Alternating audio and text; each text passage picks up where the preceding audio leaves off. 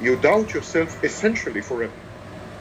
I absolutely believed I was crazy, so much so that I went to a psychologist and sat there and looked at that woman in all seriousness and said, I think I'm crazy. I think I've completely lost my entire mind. That's how much I believed it. I started becoming paranoid. I started becoming anxious because I didn't believe my own reality. I didn't even believe my own memories. When he grabbed my throat and denied it, I was like, you know what, maybe my memory is off. That's how insane I felt. She called me crazy every day. Especially when she got caught on certain things, like for instance the cheating or stealing money from me or whatever. If you would confront her with something that she did, she would go crazy, and she would, call me crazy for thinking that. He would call me a whore out of the blue or call me crazy, and when I responded and said like, why would you say something horrible like that? Then he would say like, I never said that. See, you're crazy. It's literally crazy making. He would say something and then immediately take it back and say, I never said that. Grab my throat. I never grabbed your throat. You are so mean that you would ever make stuff like that up. What is wrong with you? That's what he did. The narcissist himself does not perceive reality properly. The narcissist has something called cognitive deficits. He reinterprets reality to support his grandiosity. And so he would tend to conflict with the victim. The victim would say something and the narcissist would say, that's not true, it never happened, I never said that. They isolate you from others so you can't test your truth. And when you can't test your truth, everything they say becomes the truth.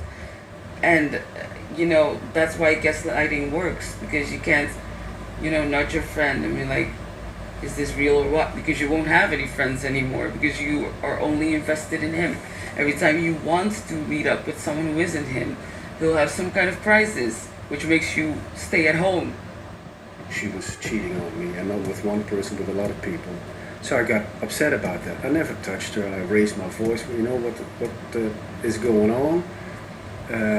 And that got turned around into that I had an aggression problem, which then in the end resulted that I saw a psychologist for about a year that she found for me, that I had to drive up and down from my job every week for about 3 hours to see this psychologist that she picked for me to work on my aggression problem. And I went there every week for a whole year just to find out that there was nothing wrong with me.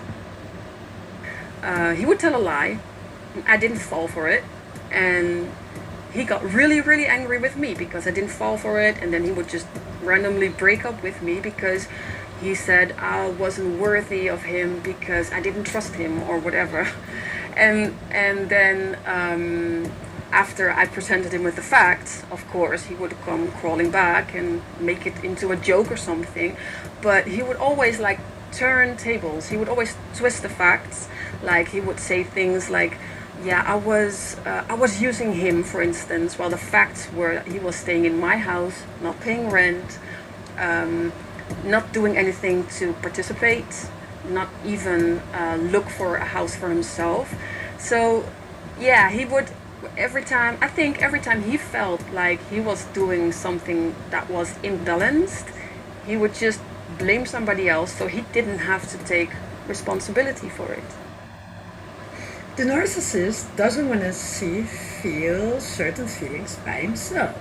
So that's why he's going to project it on somebody else. So the behavior is just totally turn around. Everything he does, he will put on you. If he tells you, and you have no clue what he's talking about, that you are financial, holding something back, you can be sure that he's going to do that. Yeah, oh yeah, you would say stuff like, you're very hard to love.